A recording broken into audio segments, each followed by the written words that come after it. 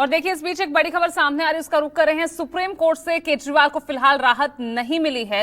ये बड़ी खबर इस वक्त की है। जमानत रोकने के खिलाफ अर्जी पर 26 जून को सुनवाई होगी।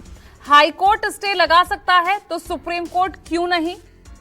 ये बात अभिषेक मनु सिंघवी की तरफ से की गई है, जो कि केजरीवाल की तरफ से लगातार उनका ये मामला लड़ रहे हैं। हाईकोर्ट ने गलत किया तो हम भी करेंगे, ये बात सुप्रीम कोर्ट की तरफ से की गई। स्टे मामलों में ऑर्डर रिजर्व नहीं रखा जा सकता।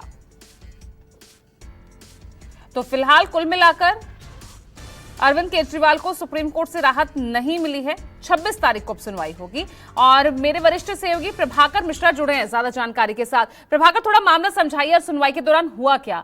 क्या अभिषेक मनु सिंघवी की तरफ से दलीलें रखी गई और सुप्रीम कोर्ट ने जिस तरह से कहा कि स्टे मामलों में ऑर्डर रिजर्व नहीं रख सकते, हाई कोर्ट गलत करेगा तो क्या सुप्रीम कोर्ट भी गलत करे? थोड़ा समझाइए इन टिप्पणियों को लेकर।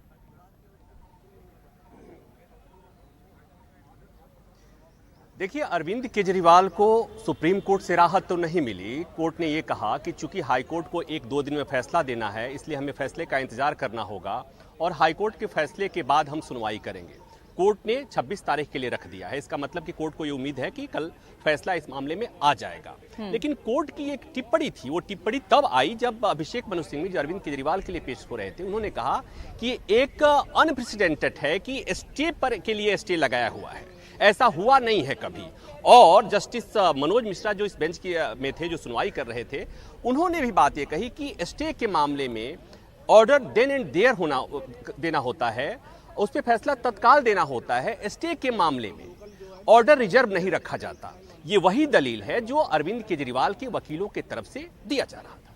दूसरी बात ये कही गई कि हाई कोर्ट ने जो ट्रायल कोर्ट के फैसले पे स्टे दिया और जिस समय सुनवाई हुई उस समय ऑर्डर की कॉपी नहीं आई थी और बिना उस ऑर्डर की कॉपी का इंतजार किए ही हाई कोर्ट ने फैसला दे दिया।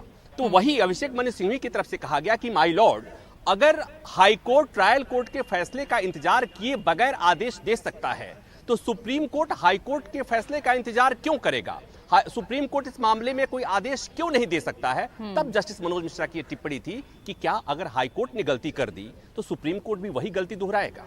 ये टिप्पणी बहुत महत्वपूर्ण है। इस टिप्पणी को समझने की जरूरत है। जैसा मैं जिस दिन ऐसा हुआ था, हाई कोर्ट की तरफ से स्टे लगा था, तब मैंने बात कही थी कि अपने 20 साल की लीगल रिपोर्टिंग में मैंने नहीं देखा कि इस तरह से जमानत मिली और जमानत पर स्टे के लिए मामला कोर्ट में गया और स्टे होगा या नहीं, इस मामले पर फैसला सुरक्षित हुआ और जमानत पर स्टे लगा दिया गया। ऐसा मैंने नहीं देखा। मुझे भी लगा था कि अनयूजुअल हुआ और आज सुप्रीम कोर्ट में जस्टिस मनोज मिश्रा ने यही बात कही कि जो हाई कोर्ट में हुआ वो अनयूजुअल था, क्योंकि बेल के मामले में स्टे के मामले में फैसला तत्काल आता है, उसमें फैसला सुरक्षित नहीं रखा जाता। तो मतलब ये कि ये बातें जो देश के तमाम लोगों के मन में खटक रही थी कि हाई कोर्ट ने ये क्या किया, कैसे दिया, स्टे कैसे लगाया, ये बात सुप्रीम कोर्ट के जजेज को भी लग रही है कि ऐसा होना नहीं चाहिए, ऐसा हुआ तो गलत हुआ। उन्होंने इनडायरेक्टली ये कह दिया कि हाई कोर्ट में जो हुआ अनयूजुअल हुआ, मतलब ऐसा नहीं होता है, और नहीं होता है मतलब जो हुआ सो अनप्रेसिडेंटेड गलत है। तो ये जो टिप्पणी है, इसके मायने सियासी मायने हैं। इस पर चर्चा होगी, इस पर आम आदमी पार्टी की तरफ से चर्चा की जाएगी। वो बताया जाएगा, ये कहने की कोशिश होगी कि किस तरह से उनके साथ नाइंसाफी हुई कि ट्रायल कोर्ट ने फैसला दिया और उस फैसले पर हाई कोर्ट ने उस ट्रायल कोर्ट के फैसले का ऑर्डर की कॉपी का इंतजार किए बगैर उस पर स्टे लगा दिया। तो ये जो अनयूजुअल सुप्रीम कोर्ट ने जो बात कही है, वो मुझे लगता है कि कम से कम दिल्ली की सियासत में और आम आदमी पार्टी के लिए एक ईंधन का काम करेगा सियासी बातचीत और सियासी बहस को बढ़ाने के लिए। ठीक है प्रभाकर, आपने बहुत अच्छे से जो है पूरी स्थिति को समझा।